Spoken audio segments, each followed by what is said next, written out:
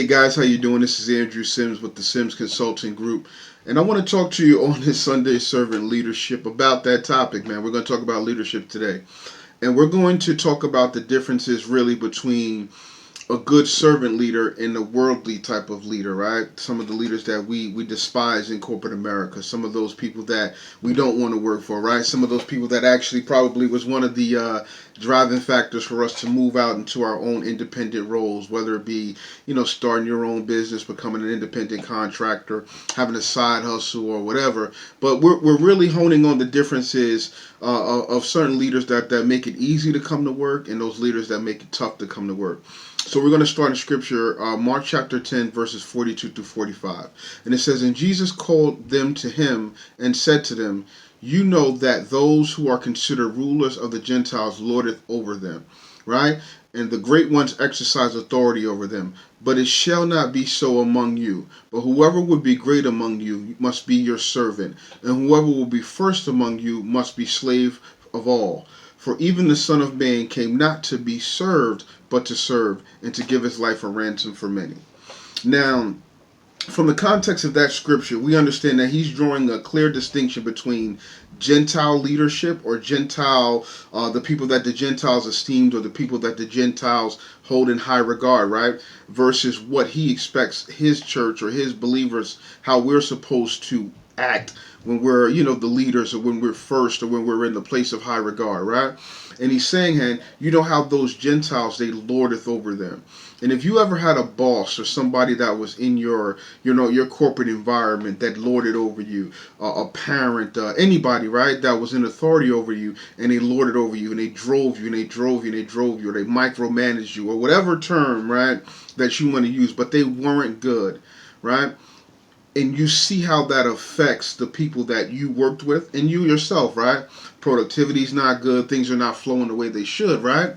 So for the most part, he's drawing a distinction. He's saying, don't lord it over them. If you want to do things the right way, if you want to do things my way, and we know Jesus is the ultimate example of a leader, the ultimate example of a man, the ultimate example of somebody that believes in God, walks with God, right? So we want to kind of model that image. We want to mirror that image in the corporate world or the corporate environment. So, right, he's saying if you want to be great, you got to be the last, right? And what that basically means, or if you want to be chief among all, you must serve all, right? And what he's saying is a mindset shift. And he was talking to the people that were around him, right? Mainly his disciples at the time, right? I believe, and it was saying basically, hey, listen, if you want to do things my way, right? We see all the examples in the world. We see how people are flowing in the world. We see how things are flowing in business. But if you as you start your company, as you begin to venture out into the market and begin to, develop your company culture or whatever it is, right? He's saying, this is what I want you to understand. You're there to serve them, right? And from a business standpoint, right? From a business leadership standpoint, you're there to serve your staff.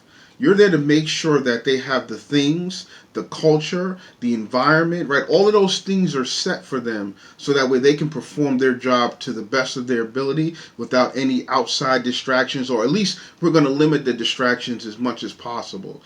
So we want to make sure that when we're trying to be the boss, right, or the CEO, what you're really saying is, I'm trying to be the greatest servant in the building. For me, right, in my organization, and anybody that I work with, that I partner with, or the customers that I have, or the people that, purchase merchandise, whatever it is, right, at the end of the day, my job is to serve them. And for the people that work with me, or the people that I lead, right, in any capacity, even in my home, in my family, my job is to serve them and to be the one who outserves the people in my house, right? And I used to hear E.T. Thomas. He says, I'm gonna be 51%, right? If you basically, you're not going to outdo me when it comes to serve. I'm always going to outserve you. Whether you're a parishioner at a church and you're the leader in the certain auxiliary, you're the head usher, you're the head hostess, you're the head prayer team leader, whatever it is. Your job is to serve the people that are around you. And for the most part, in many, many, many, respects of business schools and things like that, we're taught how to put people in position to serve us. or to serve our agenda. And yeah, part of that is true, right? Because you want to hire people that are going to bring value to your company and provide value to the organization, right? In terms of whether it's sales, deals, support, whatever they're going to do, right? You want them to provide value, but the ultimate goal is you're thinking in your mind, how can I serve them, as opposed to how can they serve me? And when you start thinking like that, it'll take care of the needs of the organization, because it's hard for one of the people that are supporting you, one of the people that you're leading, to see you give so much and not give anything in return, right? Generally speaking, when you're the leader, right, and there are daily functions that are weighing down your employees or the people that are working with you, it's your job then to find a workaround, or to be, somebody that to put a system or something in place to eliminate these daily items that are bogging them down. Just for an example, right? So we want to make sure that as we go throughout our day, we're looking for ways to serve the people that we're leading. In short, every day is different, right? Let's just talk turkey, right? It's a little expression, talk turkey. But at the end of the day, you're going to have good days, you're going to have bad days.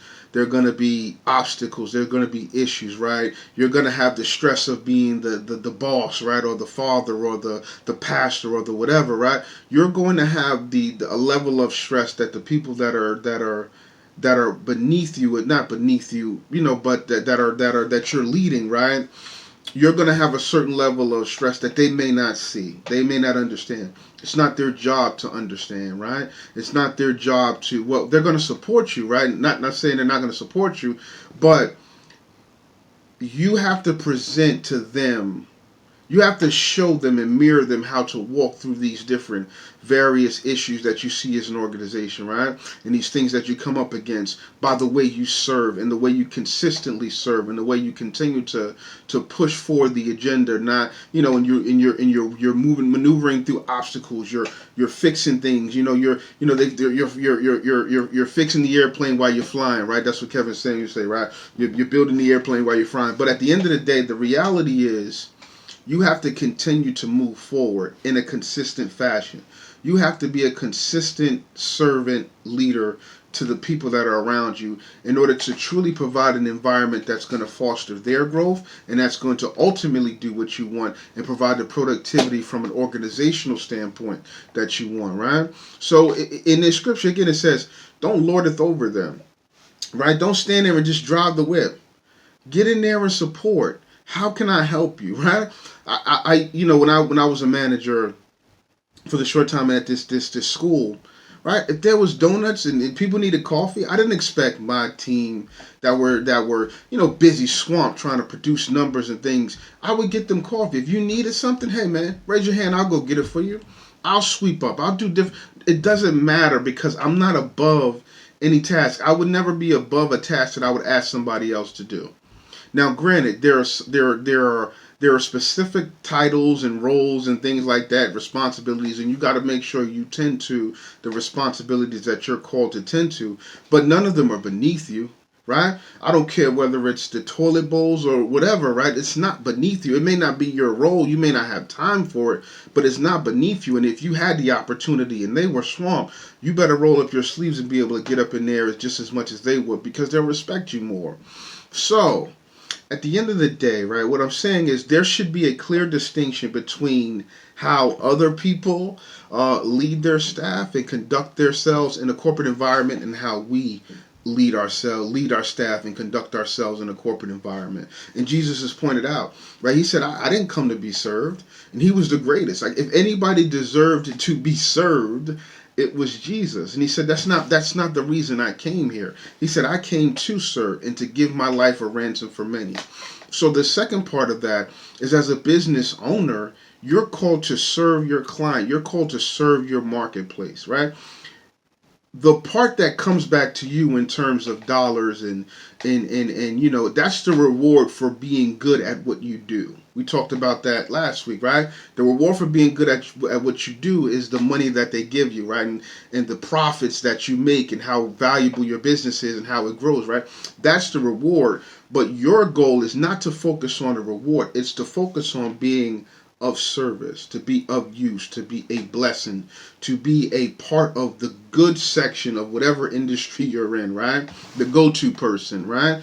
So the art of serving is what's going to take your business from, zero clients, right? Some of us are zero. Some of us, got 100 clients. Some of us got a couple thousand. Wherever you are, but at the end of the day, the difference between those companies that stick around and that do real well, they have a certain level of understanding that I'm not focused on the money, right? Yeah, I'm going to put a decent price out there. I'm going to put a quality product. Sure, I'm going to run the numbers. I'm not going to be silly.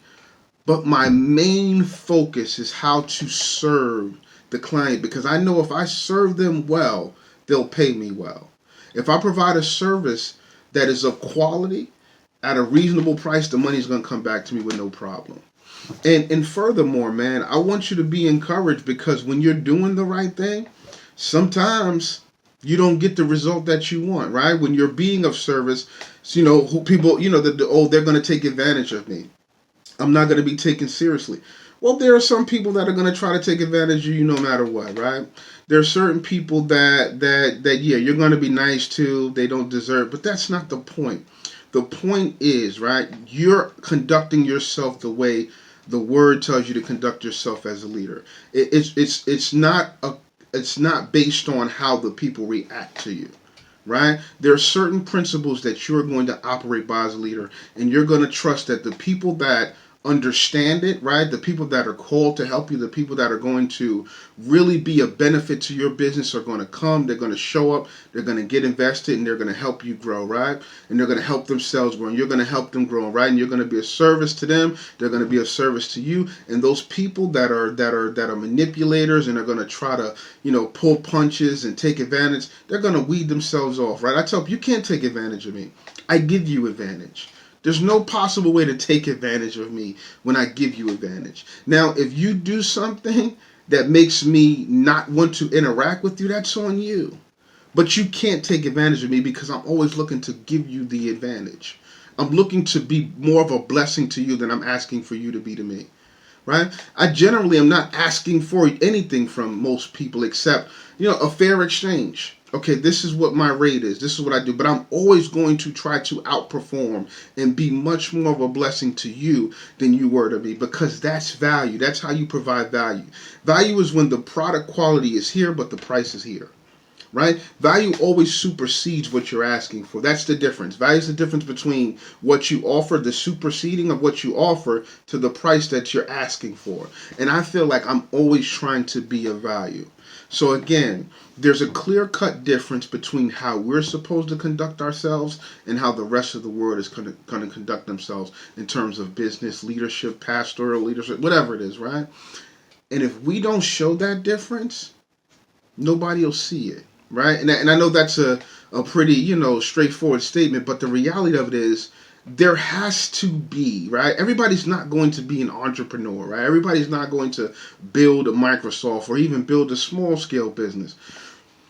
People are going to work for somebody, right? In the terms of, earning a living, right? And it's better for them if you're the person that operates according to this scripture. Long term, it's better for their family, it's better for the economy, it's better for the environment, right? It's just all in all better. So let's put ourselves in a position, if they are going to work for somebody, let's make sure that anybody that works for us feels great about it, right? Let's make sure that anybody that works for us feels, awesome about where they go to work, because that spreads, and that's how you get talent. That's how you get, we're talking about it in project management, right? When you have a bad project manager, a lot of skilled people don't want to work with you, no matter how good the project is, because you're a bad project manager. So when you need a coder, and you're trying to negotiate, right? This code, let's say this coder is being pulled between two projects, right? Let's say it's a Java programmer, right? And he's pulled between two projects, and he gets to decide which project he's going to work on. Which manager do you think he's going to work with? The one that's a great servant leadership, that treats him good, that makes him feel better, right? That supports him. He's going to operate with that guy. He's going to always want to pick that gentleman to work with, as opposed to the one that's going to micromanage them, that's going to lord it over them, that's going to treat them wrong, right? So do yourself a favor, do your company a favor, especially when we're in this talent-based competitive environment, because the talent can't go everywhere, right? Just like if you talk about the NFL, there's Deshaun Watson. I don't want to play for you anymore. Russell Wilson, I'm not happy anymore, right? And it's going to affect the play. It's going to affect the team, right? But there are teams where, like the Pittsburgh Steelers, where players just can't seem to get enough of. I mean, except, AB, but that's a little different story. But there are teams with a reputation of treating people good, and talent doesn't generally just run out the door saying, I don't want to be involved with this organization anymore, regardless of their win-loss record. Sometimes the Cowboys, they get a lot of love from their players, but they don't win no games. But that's neither here nor there. But at the end of the day, you want to be the distinction. You want to show the distinction, because it'll make life easier on you and on your organization. So once again, that scripture is Mark chapter 10, verses 42 through 45. And this is Andrew Sims with the Sims Consulting Group. Y'all have a blessed day, man. Peace.